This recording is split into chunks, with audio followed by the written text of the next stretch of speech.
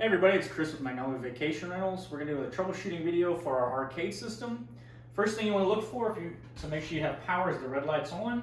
If the red light's not on, what you need to do is go around to the back side to where the plug-in is, and you'll see our switch.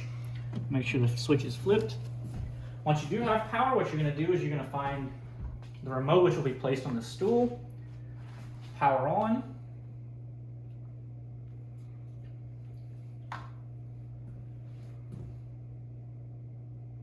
Once the power is on, you'll select your game. You'll hit the red button to start it. It'll take a second to load. Once the loading screen comes up,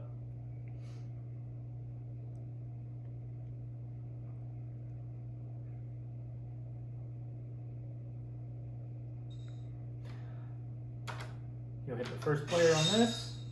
And if you want to go back to the previous menu, hold in the first player button to exit, red button again, and that's it.